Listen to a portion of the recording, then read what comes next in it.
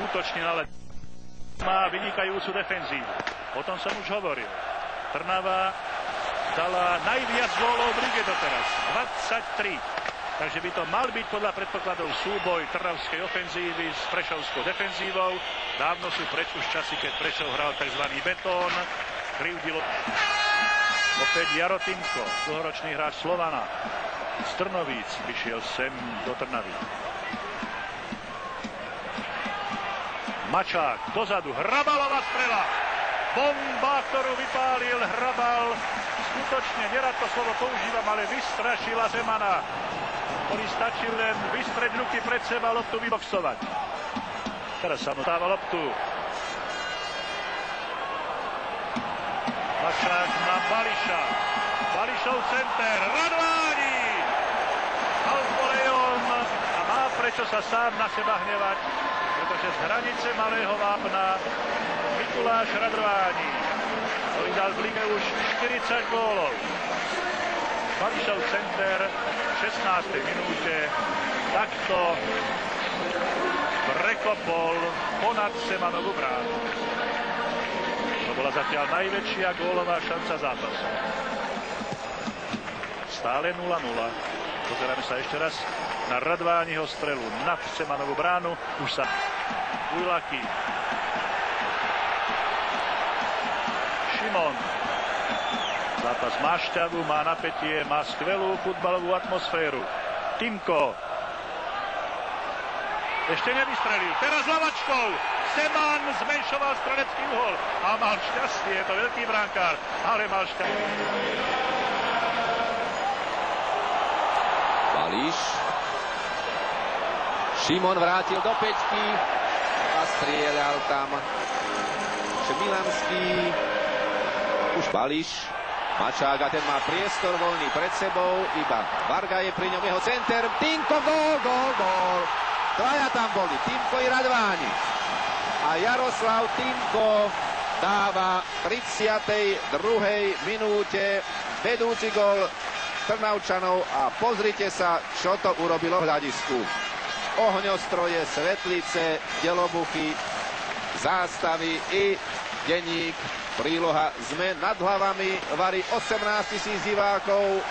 Tí teraz nevidia samozrejme tento opakovaný záznam, ale vidíte, že tam dvojica Trnavčanov úplne voľných, aj keď tam dobiehali obrancovia Prešova, ale nestačili pokryť Jaroslava Timka, skúseného harcovníka, ktorý samozrejme v takejto chvíli nezaváhal. A Jaroslav Timko dáva svoj druhý gól v tejto sezóne. Celkové Jaroslav Timko už dáva 41. ligový gól po svojom 172. prvoligovom stretnutí. 1-0 teda vyhráva Spartak Trnava nad Tatranom Prešov. Ak ešte nepoznáte výsledky stretnutí, ktoré sa už skončili 11. kola, tak iba pripomeniem, že Rimavská Sobota zdola reprezentačného brankára. Zatiaľ chytá výborne, gól zabrádiť nemohol. Až Bališ sa rúti, vystrelil a skvelý zákrok Semana. Ešte Ujlaki. To bola, myslím, tečovaná strela. Takže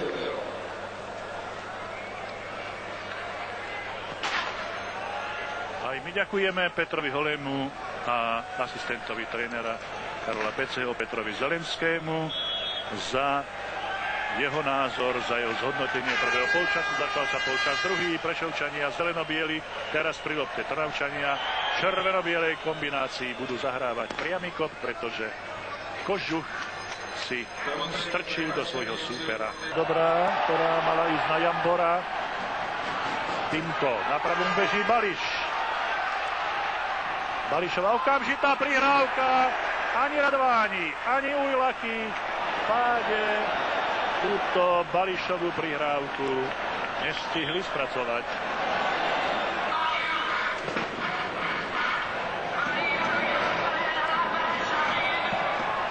Šimonova strela. Tak, zrazená brankárom Semanom na 4. trnavský rok.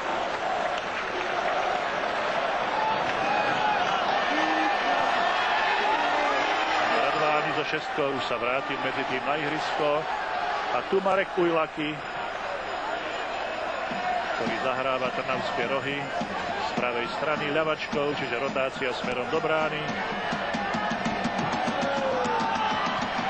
Varga hrá vynikavou. V dnešnom stretnutí je prítomných 20 153 divákov.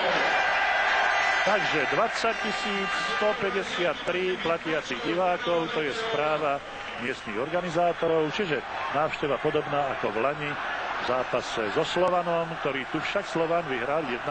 Očakáva ďalšiu úspešnú hru domácich futbalistov, ich tlak, nápor a pochopiteľne góly Semanovej sieti. Ten však až na to maličké zaváhanie pri vybehnutí pri tom vedúcom góle chytá výborne. 70.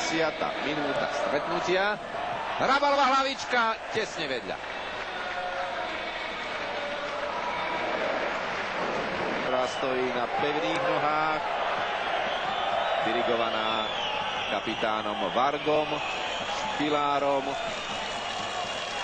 Šimon vysunul Piľaka. Ten na Formanka, ktorý púšťal Týmkovi. Ujlaki pravou nohou a odžrde, je to druhý gól.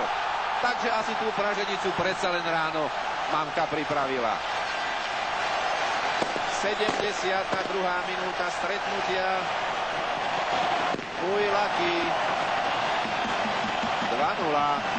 A strapec Trnavčanov v hľadisku pochopiteľne obrovská radosť, pretože Marek Ujlaki, náš mladý reprezentant Pece, sa teší, Zelenský s chladnou tvárou. Pozrieme sa, ako tomu prišlo. Troška po chybe prešovských zadákov sa dostal k lopte vysunutý Piľak. Formanko pustil na Týmka a ten zase prenechal nabiehajúcemu Ujlakimu a Seman už samozrejme na opačnej nohe nemal šancu.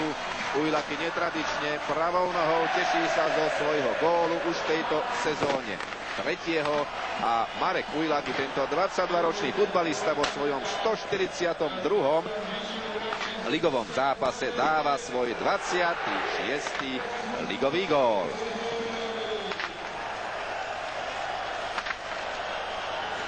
Takto ho strelil v 72.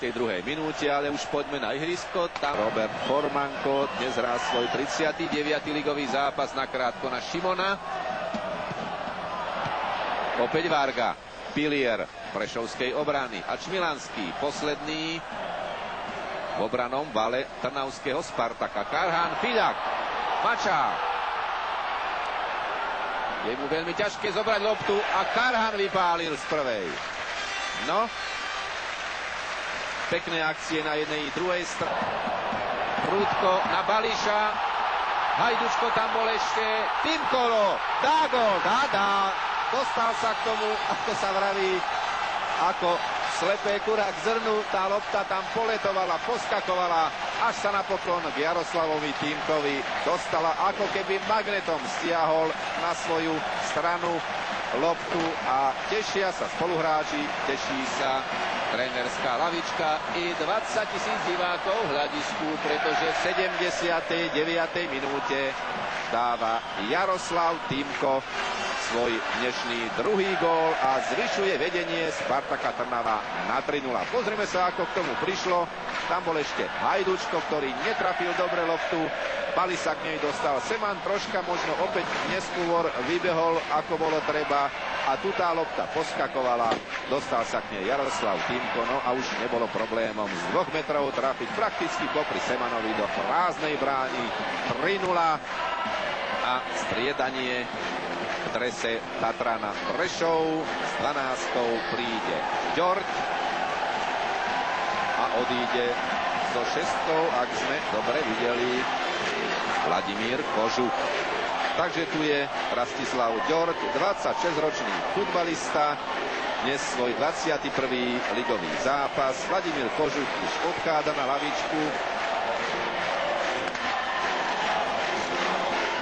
Týmko, no dnes bol Jaro strelcom tohto stretnutia, ale zaslúži si oba góly za nesmierne obetavý bojovný výkon. Je to futbalista, ktorý dokáže loptu podržať, ktorý vie